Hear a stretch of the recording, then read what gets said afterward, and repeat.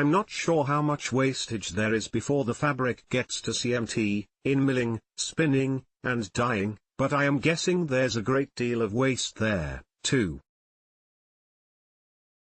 Unfortunately, we don't even have good statistics yet for the amount being wasted, but from what I've seen, it's far higher than what most people have even estimated, and that is scary, said Fowler.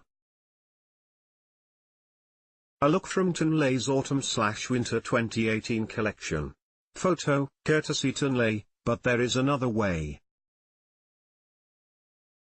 Fowler's design process focuses around using the waste that other designers throw away, and she's built a successful fashion line based on that idea. Her business is based in Cambodia, where her team combs through mountains of textile waste to find great quality offcuts and remnants. Large volumes of fabric are used in Tinley's Basics line, while smaller scraps are hand-knit and woven into next textiles. Not only are textiles removed from the waste stream, there's zero waste with the waste, not a single scrap goes into the garbage can, and even the small leftover pieces are made into hang tags or paper. The video below features Fowler, who explains how it works in more detail. All this has meant that Tinley kept 14,000 pounds of fabric waste out of landfills with just the latest collection. If you think about it, waste is a human concept. In nature, there is no waste, just materials to use to make something else. When a tree falls in the forest, it's not garbage, it serves as a home for animals and insects, plants and fungi. Over time it degrades, enriching the soil with nutrients to support other trees' growth. Another look from Tinley's Autumn/Winter 2018 collection. Photo, courtesy Tinley. Part of our waste problem is seeing stuff as garbage when in reality, it's inherently useful. It's just bad design for a fashion company to create so much waste that another fashion company can create an entire line with it. I talked with Fowler in more detail about how that works. Textile waste is becoming an ever more talked about issue in the fashion industry, and one that has gotten headlines in the past year in mainstream publications, but you've been utilizing it for years. How did you first learn about this problem? Rachel Fowler: I started the first iteration of my business in 2008.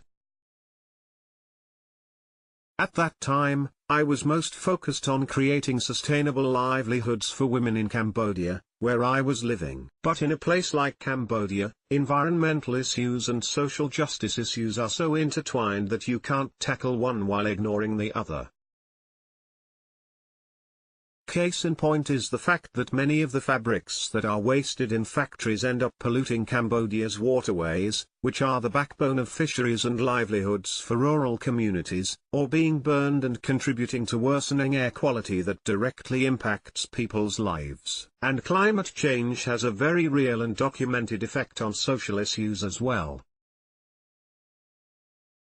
So initially, I started designing around second-hand materials, as there was a lot of second-hand clothing flooding into the markets in Cambodia. But while searching the markets for these materials, I began to come across bundles of scrap fabric that were being sold, which were clearly offcuts from garment factories.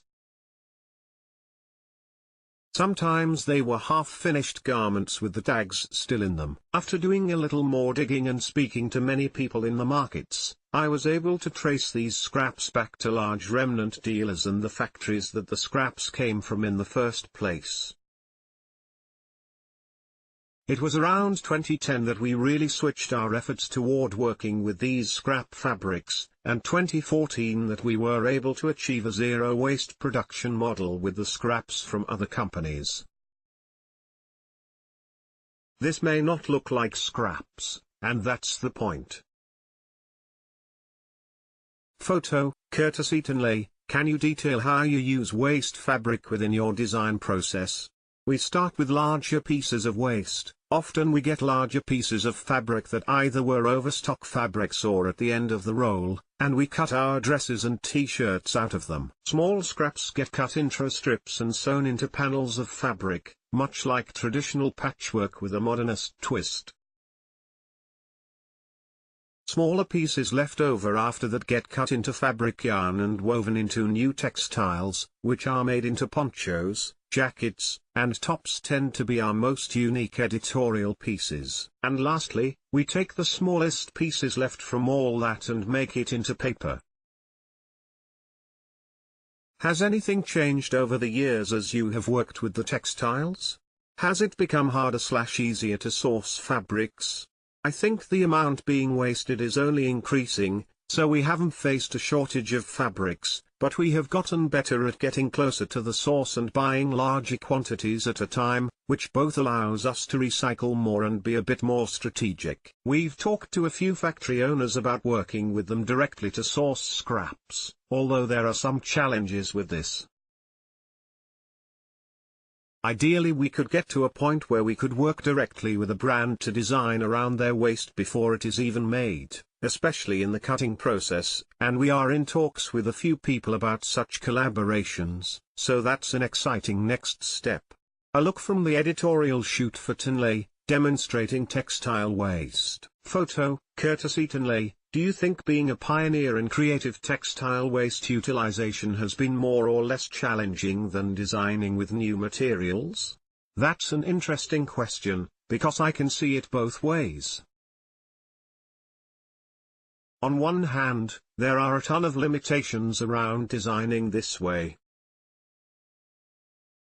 But at the same time, as an artist and creator, I do think that sometimes limitations force you to be more creative, and that's how I choose to see it. When you start with a blank slate, sometimes you don't have to think outside the box, and much of your solutions, or designs, might be a bit more standard, let's say. But when you have limited resources and materials, you are forced to come up with new solutions that perhaps no one has done before, and that's actually really exciting.